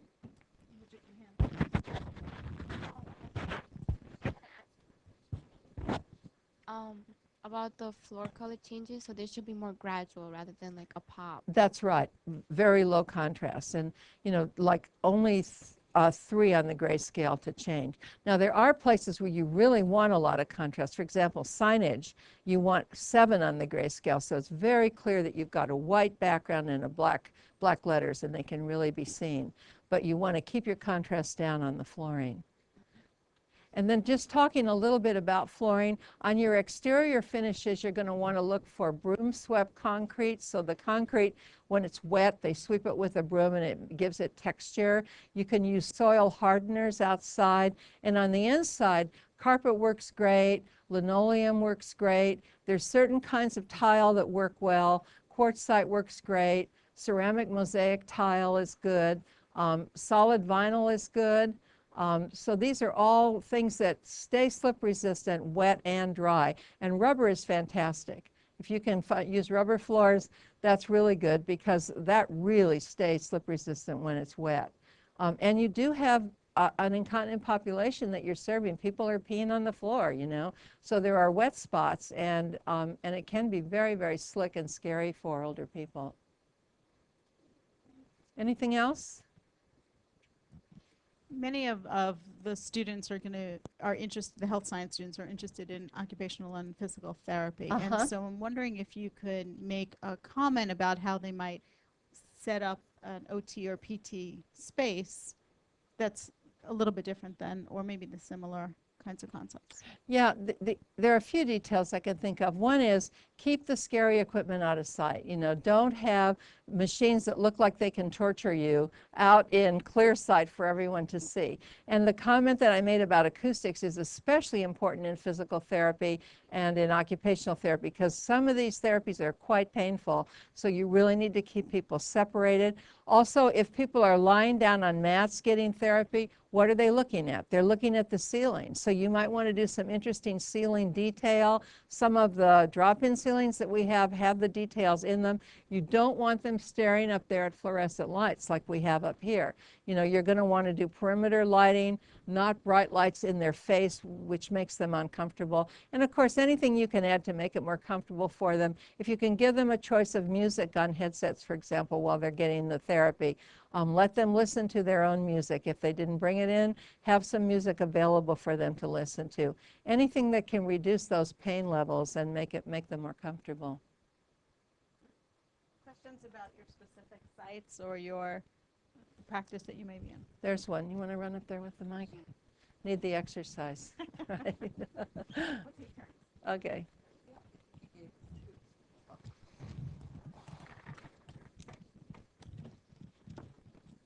How would you balance the comfort in a doctor's office for the doctor to be comfortable speaking to the patient and vice versa? How do you kind of break that barrier with the designing perspective? Good question. One thing, a lot of doctors don't put a desk between them and the patient when they're talking. They move them over to the end of the office where they may have a sofa and they can sit down and talk to them. If it's a person in a wheelchair, the doctor needs to get down to eye level and sit down and talk to them, you know, eye to eye. That would make them feel more comfortable. And sometimes doctors dress more casually and try to make a person feel comfortable that way. I think there's a degree of professionalism that you have to maintain, though, you know, so that people trust your judgment and view you as someone that is, you know, really not taking shortcuts, you know, somebody that really knows their subject matter a lot. So those are just a few things. I think all those things that I mentioned, though, keeping people in charge of their own health all the way through, the education piece, all of the comfortable furnishings, all of those things say the doctor cares about you. You know, the doctor's really thinking about the patient. And as I mentioned, you don't want dusty plants, dirty magazines, things that say this is a very unprofessional practice. It's not well maintained. Some of the magazines you find in doctor's offices are a year old, you know. It's like I could care less. As long as they've got something these idiots could read, we'll leave it out there for a year, you know. That's just exactly the message that you don't want to give. The last question, I'll just say it loudly. Some of the students are going into a home. Can you talk a little bit, we've talked a lot about how the patient matters, but can we Right. talk about the person-centered, how that gets involved in this? Yeah, in home care, you need, if you're trying to keep the patient at home and out of a healthcare facility, there are 4 or 5 things you need to consider. First of all, you need to make sure that you have as much access in the home as possible. Remember that I said it's mostly toileting and bathing that bring people into nursing homes. You have to figure out how that person can toilet and can be bathed or bathe themselves at home. That means you're going to have to look at grab bar placement around the toilet so that they can hang on. A man may need a vertical grab bar above the toilet to stand in front of the toilet and go to the bathroom. You're going to have to figure out how they transfer from the toilet to the wheelchair, and this is where your healthcare providers can help you. They can go through with the interior designers and show you the motions and show you the needs and show you where people actually reach to do these, to grab these bars and put them in.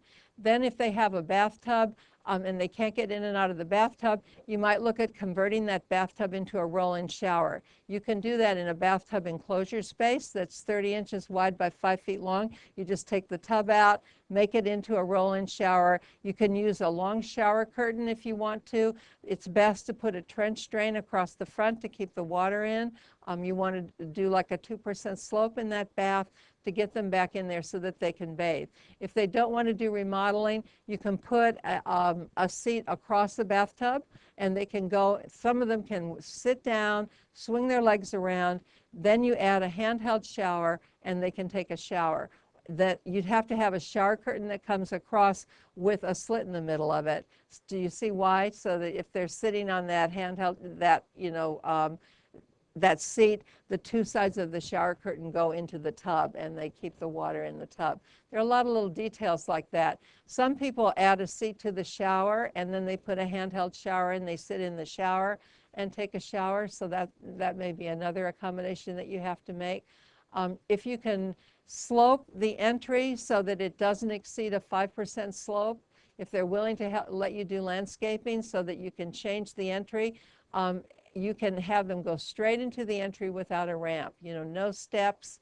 You can use what's called a door bottom that drops down and seals instead of a threshold.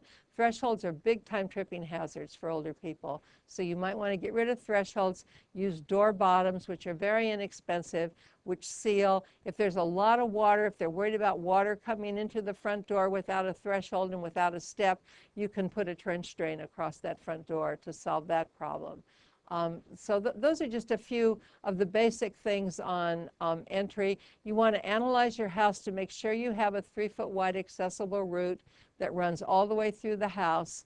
You want to make sure that you have 5 by 5 spaces in front of all the doors to allow you to do door swings from a wheelchair. We talked a bit about controls. You want to look at the bathrooms and the kitchens in terms of adaptability. Do the counters need to be lowered? Do the cabinets need to be lowered? In my mom's case, when she was in her 80s, we had to raise all of her counters because she was leaning over counters and was getting lower back problems with all her cooking, and she needed to have the counters higher. So you need to talk to them about the discomfort that they're feeling and how you can make changes to have that happen. And then you need to really look closely at the furniture and fixtures throughout the space. Is the toilet so low that it's hard for them to get on and off the toilet? Is it too low for them to transfer from a wheelchair? It should be at the 17 to 19-inch height. Does the seating have the arms well forward like I talked to you about? Is it too soft and they're having trouble getting out of it? So you need to just interview the resident and find out what they're having trouble with, and you can kind of see when you look around what's being used and what's not being used, and you can ask them, why aren't you using this? So those are just a few tips to get you started. But your interior designer has been trained in all of this. I've been nagging them for 3 days now about all these details for housing, so they should be able to give you a ton of ideas now in your housing. I've been talking about housing nonstop since I got here, so I know that they've picked up a few things. If I can just add to that, part of all of those points are things that you're going to want to do to make it easier for them, but also think about who they are. Because you're in their home, so you're going to see a lot about them. And when you go to try to incorporate these things, don't lose the essence of who they are. So find out what what their hobbies are, and maybe that's why, as she said, her mother cooked all the time. So if that's the case, then you make sure that you make that task, which to her is an important part of who she is, easier to do. Yeah. And that's what all of the things Cynthia is talking about will do. But you want to make sure it comes from how you query them about who they are as a person. And don't forget Martha's point about it being invisible and what I said about discriminating and segregating people. Really try to visually integrate these ideas so that you don't turn their home into a hospital and so that it doesn't look too medical, because that'll make them feel very uncomfortable. And they may not even use the stuff if it looks too scary. They may not let you do anything if it's going to ruin their home. You know, that's how they'll view it. So that whole invisible piece is very important to maintain. Anything else? Yeah. Do you ever recommend a sliding door? Like instead of a door, you have to open like this. Yeah. Yeah. Good question. That's right. Would you recommend a sliding door, and if you did, where? Absolutely. Sliding doors, there's a lot on sliding doors. There are pros and cons to them. The best sliding door is an outside mounted sliding door, not a pocket door that goes into the pocket. Those things, no matter how great the hardware is, they tend to get stuck. And I can speak to that firsthand. I have world's best hardware, and mine has already started to become a problem.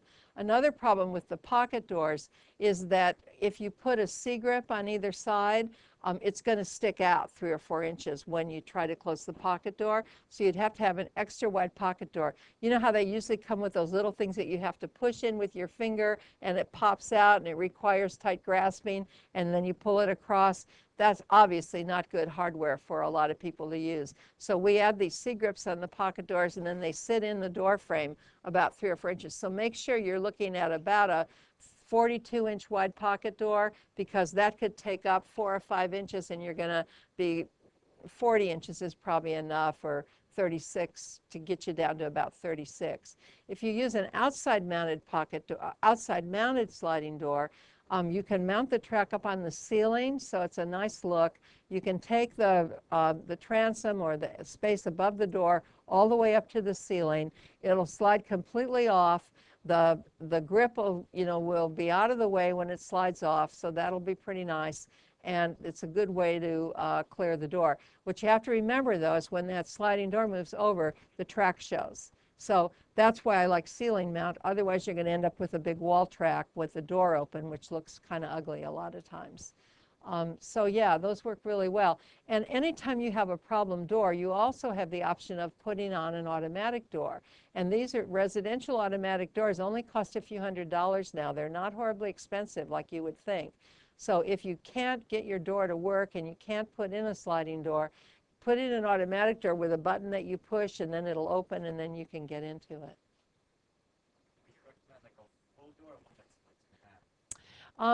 It depends on what you're using it for. If it's a closet or something like that, bifold doors are fine. But if it's I don't know, I guess they're okay. You can use bifold doors, you can use accordion doors. I just kind of have a personal prejudice against bifold doors and accordion doors. I just don't think they look very good, and they always seem kind of flimsy to me, they don't seem very strong. So I tend to like a big pocket door or a heavy swinging door a little bit more.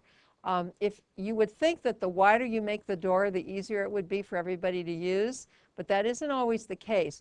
The wider you make the door, the bigger the door swing and the more they have to work around, and also the heavier the door gets. So some people have reduced strength and can't use a big, wide, heavy door. So we try to keep most of our doors at about 3 feet. That's about the right width for everybody to use.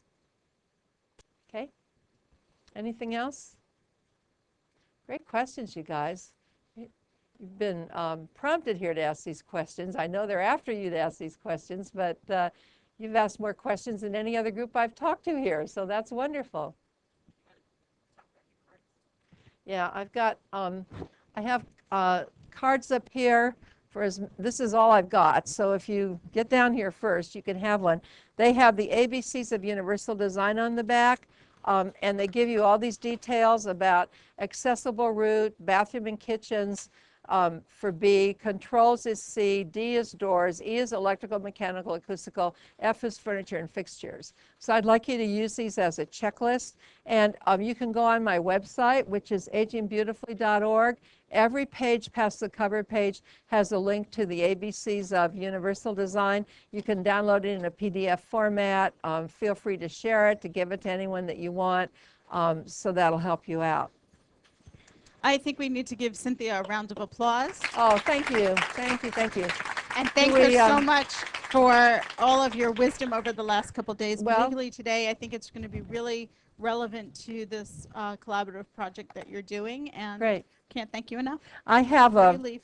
an inspiring quotation to send you on your way. Don't worry, it's not very long. The body may be somewhat declining, but the power of the mind, heart, and spirit are rising.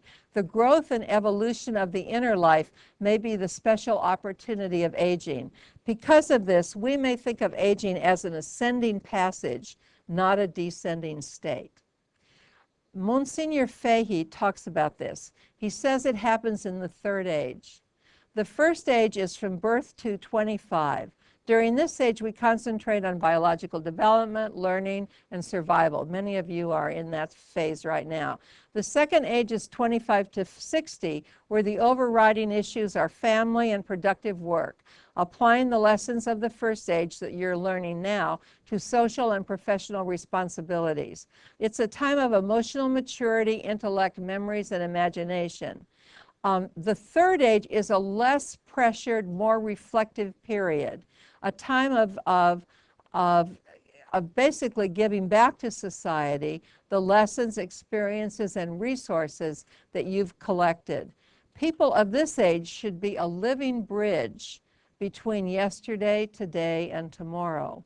Older people should be the glue of society, not the ashes. So think about that. Design universally. Thanks for coming, and God bless.